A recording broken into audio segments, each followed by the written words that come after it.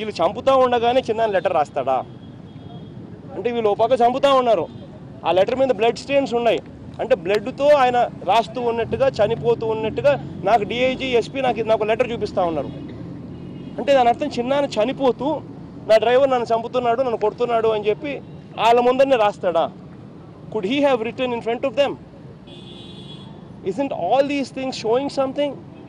the SP is transferred new SP comes within 40 days time then again they show me a letter what was handwritten by my chinnana antaru and that handwritten letter what they say that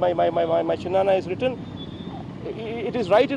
in the midst of the time lap where he was tortured to death that letter was also written by him ఎక్కడ sync అవుతున్నాయి ఇవన్నీ వీటికి అన్నింటినీ కూడా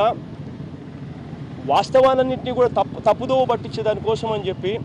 రకరకాలుగా they are trying to build new stories ఇదే A B Venkateswara Rao గారు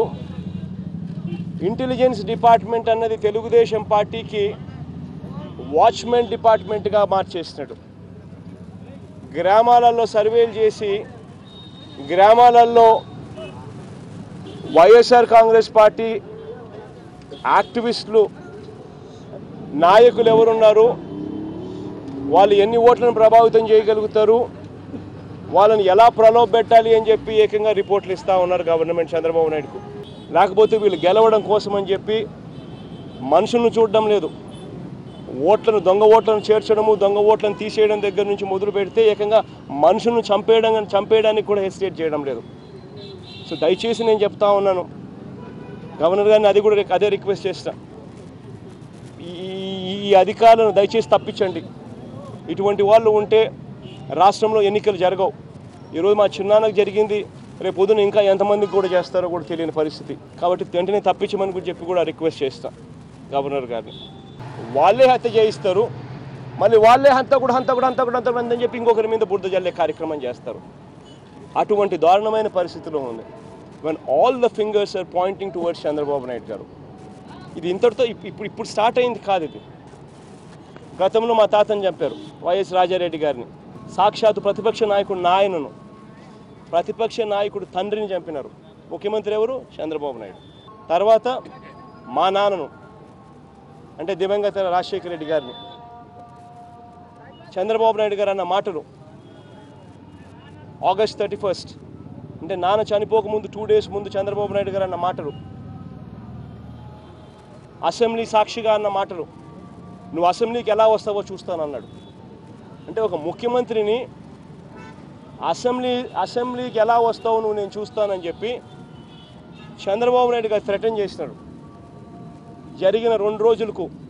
helicopter crash ఈ రోజుకి మాకు డౌట్లు ఉన్నాయి మనిషి ఎవడు ఆరోపణలు ఉన్న వ్యక్తి ఎవరు చంద్రబాబు నాయుడు గారు తర్వాత నా మీద అటాక్ జరిగింది మోస్ట్ సెక్యూర్డ్ ప్లేస్లో in the airport VIP launch కత్తి రాగలిగింది లోపలికి కత్తి ఎలా వచ్చింది లోపలికి కారణం అక్కడ పనిచేస్తూ ఉన్న వ్యక్తి ఈజ్ వర్కింగ్ ఫర్ ఆ రెస్టారెంట్ ఎవరిది belonging to Telugu Desam party leaders once again fingers point towards Chandrababu Naidu గారు నేను ఒకటే చంద్రబాబు నాయుడు గారిని సూటిగా ఒకే ప్రశ్న అడుగుతా ఉన్నా నిజంగా నీలో న్యాయం ఉంటే నిజంగా నీలో ఇన్వాల్వ్మెంట్ లేదు అయితే ఎందుకు సిబిఐ ఎంక్వైరీకి ఇవ్వడానికి నువ్వు ఎందుకు సంకోచిస్తూ ఉన్నావు straight question if you are not at fault why are you hesitating to give this case to CBI enquiry straight question CBI ఎంక్వైరీని డిమాండ్ చేస్తూ గట్టిగా అడిగాము ఈ డిమాండ్ను గన నెక్స్ట్ 1 or 2 daysలో ఈల్డ్ కాకపోతే కోర్టుకు కూడా పోతాం కోర్టుకు కూడా పోయి కూడా we will press for CBI enquiry ఈ డిమాండ్కి గన వాళ్ళు కానీ ఈల్డ్ కాకపోతే ఇన్ ద నెక్స్ట్ 1-2 days